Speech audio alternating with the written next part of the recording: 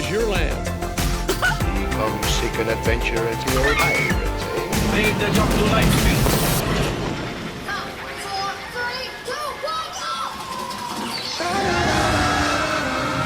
1, go! Welcome to the Disneyland Beat Weekend Update for April 23rd. Hi, I'm Amy. And I'm TC. Last night, Saturday, April the 22nd, the massive animatronic dragon featured in Disneyland's Fantasmic show, Murphy it's often called, became engulfed in flames during a live performance Saturday night. Viewers are quoted as saying, "We saw some small explosions coming out of the head, and then all of a sudden, the whole dragon was just engulfed.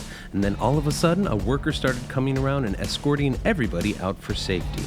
All cast members were evacuated from Tom Sawyer Island, where the show is staged due to the fire, according to a Disneyland official.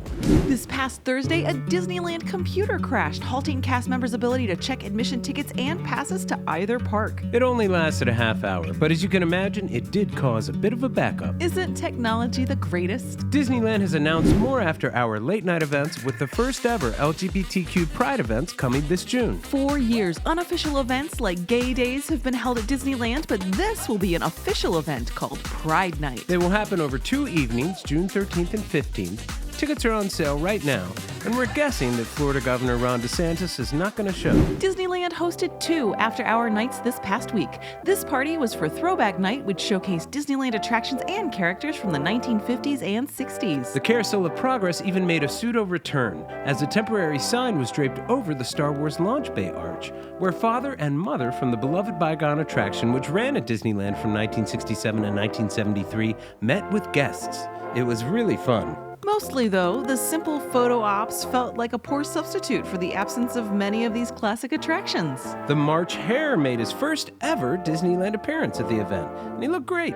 A perfect companion for Alice and Mad Hatter. Hope he sticks around. Another highlight was the original Fantasy in the Sky fireworks show made a comeback. This original show closed in 1996, but it still looks magical. Starview Station, the new DVC Lounge on the second floor of the Star Wars Launch Bay, opened this past week, and members finally got a look inside. It has a very nice mid-century modern look that would extend well to the rest of the land.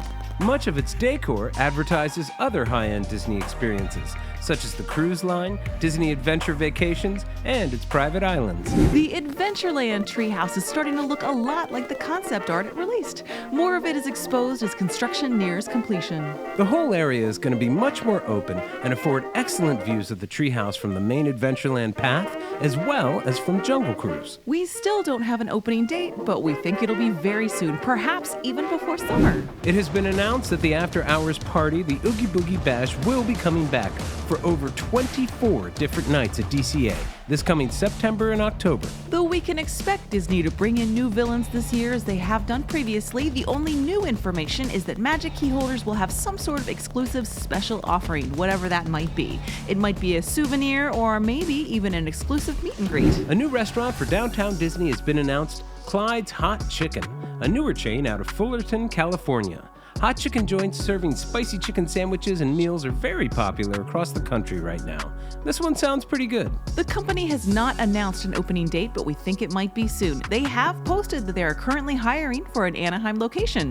If you didn't know, there's a pretty good hot chicken joint not far outside the park entrance on Harbor Boulevard. It was announced last weekend that Rogers the Musical would start its limited run this June 30th, but we just got some more info. We now know that the show will feature Steve Rogers, Peggy Carter, and a singing Nick Fury, plus, quote, select members of the Avengers, end quote. In addition to Save the City from Hawkeye and Star-Spangled Man from Captain America the First Avenger, Rogers the Musical will feature 5 new original songs written for the Disneyland Resort production. Several actors have already posted TikToks, some of them very touching, talking about getting cast in the show. We hope they have an amazing rehearsal period building the production. Yesterday was Earth Day, and Disneyland is embracing the event the entire month. Disneyland guests can help minimize food waste year-round by participating in the Disneyland Food Scraps program and disposing of leftover food in the green cans. You can also attend a horticulture session at the Grand Californian Hotel.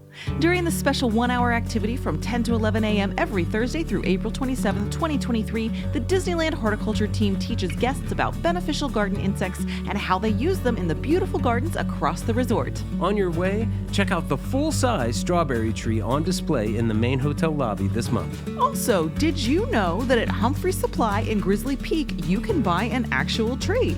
They have giant sequoia seedlings you can purchase and plant in your backyard. You can also take a photo with a giant elephant sculpture. They're all over downtown Disney during Earth Month, and they look really cool.